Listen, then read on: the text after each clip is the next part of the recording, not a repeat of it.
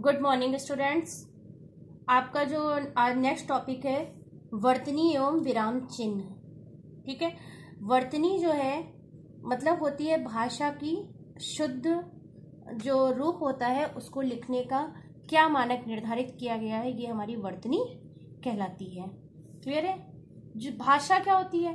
भाषा विचार विनिमय का साधन है। मतलब एक व्यक्ति कहता है, एक सुनता है, ये विचारों का विनिमय कहलाता है। हिंदी भाषा की यह विशेषता होती है कि हिंदी जैसी बोली जाती है ठीक वैसी ही लिखी जाती है। भाषा के शुद्ध उच्चारण के साथ साथ उसकी वर्तनी का भी ज्ञान होना आवश्यक होता है। ऐसा नहीं होता है कि जो हम वाह बोल रहे हैं तो बा लिख रहे हैं, बा बोल रहे हैं तो वाह लिख रहे हैं, अज्ञे बोला जा रहा है तो अज्ञा लिख रहे हैं, तो ये जो होती है वर्तनी की अशुद्धियां कहलाती हैं। इसकी परिभाषा है वर्तनी भाषा के स्वरूप को निश्चित करती है, अतः लेखन व्यवस्था को ही वर्तनी कहते हैं। जो हिंदी केंद्रीय निदेशालय है उसने लेखन व्यवस्था के लिए मानक वर्ण निर्धारित किए हैं और उसी का प्रयोग करते हैं, वही हमारी वर्तनी कहलाती है। ठीक है, लेखन व्यवस्था में हिंदी के मानक रूप का मतलब है जो हमें अथॉरिटी दी गई है कि हिंदी किस तरह से लिखी जाए, क्या वर्ण होंगे, स्वर होंगे, व्यंजन होंगे, यही हमारा मानक रूप कहलाते हैं। जैसे आप जानते हैं कि प्राचीन अगर पुरानी किताबें उठा के देखिए तो उसमें प्रा री करके शब्द एक बना रहता है, प्रा प्री बना रहता है, ये शब्द जो बने हैं ऐसा प्रयोग होता था। लेकिन आजकल हिंदी वर्णमाला में हम लोग इस प्राचीन शब्द को आ के रूप में जानते हैं और इस प्राचीन शब्द को बड़ा आ मतलब दीर्घ आ के रूप में जानते हैं। ये हमारा प्रचलित और इस समय मानक रूप है और ये हमारा प्राचीन संस्कृत भाषा का मानक रूप है। क्लियर है? फिर हमारे वर्तनी के कुछ नियम बताए गए हैं, मानक निर्धारित किया गया है कि क्या क्या वर्तनी में होना चाहिए। जैसे हिंदी के वर्तनी संबंधी महत्वपूर्ण नियम है, जैसे खड़ी पाई वाले व्यंजनों को संयुक्त रूप में बनाने के लिए पाई को हटा दिया जाता है। पाई का मतलब होता है जैसे आप का लिखते हैं, का में बीच में एक लाइन खींची होती है, खा लिखते हैं तो साइड में एक लाइन खींची होती है, गा लिखते हैं तो गा में एक लाइन खींची, इसको हम लोग पाई बोलते हैं। पाई मतलब ठीक है। जैसे अशुद्ध शब्द आप देख लीजिए, शुद्ध देख लीजिए, इसमें सलोक लिखा हुआ है।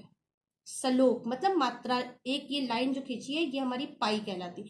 लेकिन शुद्ध शब्द होता है कि इस पाई को हटा दिया जाता है तो हम इसको श्लोक बोलते हैं। बहुत लिखने में गलती क्या करते हैं, श्लोक मतलब श्लोक होता है।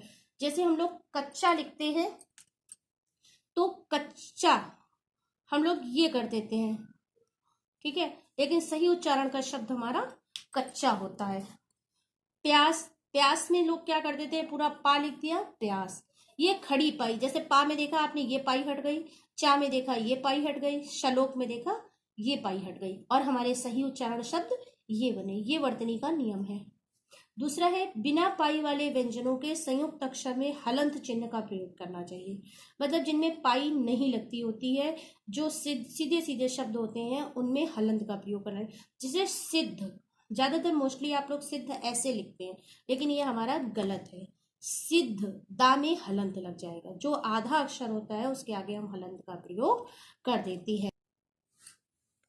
नेक्स्ट पॉइंट है हलंत चिन्ह से युक्त वर्णों से बनने वाले संयुक्त अक्षर। संयुक्त अक्षर जो दो अक्षरों को कंबाइन कर रहे हो में द्वितीय व्यंजन के साथ ई का प्रयोग संबंधित व्यंजन के तुरंत बाद किया जाता है। जैसे द्वित, द्वित में छोटी की मात्रा लगी है और जब हम इसको शुद्ध उच्चारण लिखेंगे तो दा के नीचे हलंत हो जाएगा, उसका अगला व्यंजन जो है वाह, वाह के आगे छोटी की मात्रा लग जाएगी, ये द्वित होगा। जैसे पट्टियां, इसमें आधे टाके हलंत वाले शब्द से आगे में मात्रा, आगे की तरफ मात्रा लग जाती है, हमारा शुद्ध रूप है। फिर नेक्स्ट है विभक्ति चिन्ह। आपने पढ़ रखे हैं का, की, के, ने, में आदि जो होते हैं संज्ञा शब्दों से अलग लिखे जाने चाहिए। ठीक है, जो विभक्ति चिन्ह होते हैं वो संज्ञा में कंबाइन करके नहीं लिखे। जैसे मेज पर, आपने देखा मैंने कंबाइन करके लिख दिया है लेकिन सही रूप होता है मेज पर। इसी तरह सर्वनाम शब्दों में विभक्ति चिन्ह जो है वो मिलाकर लिखे जाते हैं।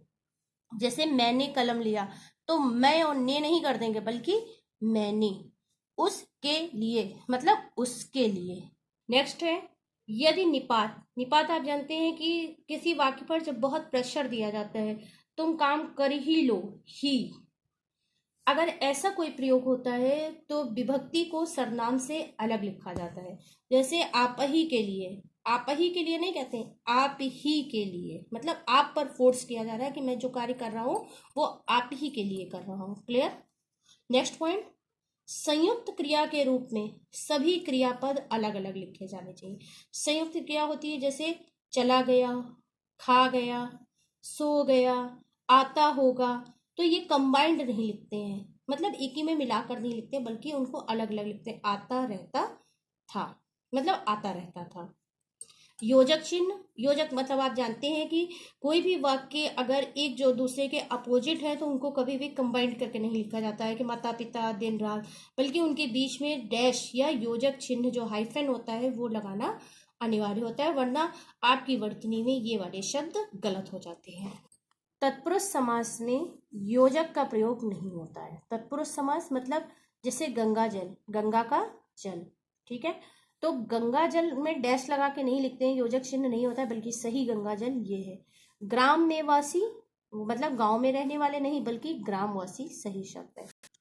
यदि किसी वाक्य में हम लोग देखते हैं सा सी से का प्रयोग करना होता है तो हम तुरंत सर्वनाम या संज्ञा के बाद उसका प्रयोग नहीं करते हैं, उसके लिए हम योजक चिन्ह का प्रयोग करते हैं। जैसे तुम सा नहीं लिखते हैं, ना चांद सी लिखते, बल्कि तुम सा, चांद सी, मतलब जो सिमिलरिटीज वर्ड होते हैं उनके आगे जो है हाइफन का चिन्ह लगाते हैं या योजक चिन्ह लगाते हैं। इसी तरह अनुसार, अनुनासिक का प्रयोग भी मानक के अनुसार करते हैं। जैसे दंत, कई जगह आप लोग ये लिख देते हो दंत, लेकिन सही शब्द दंत है। जैसे पंप, पंप, अम्मा बिंदी लगा दी, नहीं, अम्मा, माँ का उच्चारण होता है। सम्मेलन, जबकि सम्मेलन में आधा माँ पहले ही जुड़ जाएगा। अनुनासिक का प्रयोग भ्रम को स्पष्ट करने हेतु किया जाता है। कभी कभी दो शब्दों में भ्रम हो जाता है, जैसे हंस और हंस। अगर हमने हंस बोला है तो बच्चे ये लिख देते हैं हंस, जबकि इसका अक्षर अर्थ होता है पक्षी और हंस का अर्थ होता है हंसी।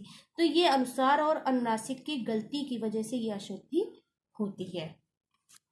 कभी कभी भाषा में नुक्ता का प्रयोग होता है, ठीक है। जरा माने थोड़ा, जरा माने कि वृद्धावस्था, ठीक है, जरा माने वृद्धा।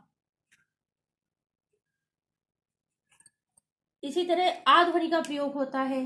डॉक्टर ये अशुद्ध शब्द है और डॉक्टर मतलब ऊपर अर्धनासिक स्वर लग जाता है। फिर नेक्स्ट है, हिंदी में कुछ शब्दों में दोनों रूप मान्य है। जैसे बर्तन, बर्तन, बर्फ, बर्फ, दोबारा, दोबारा, मतलब आप चाहे ऐसे लिखे चाहे ऐसे लिखे, दोनों ही मान्य है। कहीं कहीं पे या और वा का प्रयोग विकल्प के रूप में किया जाता है, बल्कि उनका स्वर रूपों में प्रयोग करें। जैसे लिए, पढ़े, हुआ, नई, स्थाई। किए आप ऐसे लिख देते हैं जो कि गलत होता है, बल्कि किए मतलब पूरा पूरा स्वर लिखा जाता है। हुआ, हुआ, नई, नई, स्थाई, स्थाई। इसी तरह वर्तनी संबंधी अशुद्धियां किन किन कारण से होती हैं, जो आपको ऊपर नियम बताए गए हैं वही यहाँ पे लिखे गए हैं कि वर्तनी संबंधी अशुद्धियां मात्रा, संधि नियमों, स्वर, अल्पप्राण, महाप्राण, अनावश्यक स्वर व्यंजन जोड़ी, अक्षर लोभ, री, रा, सा, शा, डा, ढा तथा अनुसार, अनुनासिक के कारण होती हैं। इसके बाद हम आपको एक एक पॉइंट की आपको हेडिंग डालनी है। मात्रा संबंधी अशुद्धियां, फिर उनके आपको उदाहरण लिखने हैं, फिर वर्ण संबंधी अशुद्धियां, उनके उदाहरण लिखने हैं। इस तरह से 1 से लेकर 15 तक आपकी अशुद्धियां दी गई हैं और सबके उदाहरण है। जो मैंने बुक पर मार्क कर दिए हैं वही वाले आपको लिखने हैं, उसके अलावा आपको नहीं लिखने हैं। उसकी पिक जो है अब आपको व्हाट्सएप पर सेंड कर देंगे। ओके।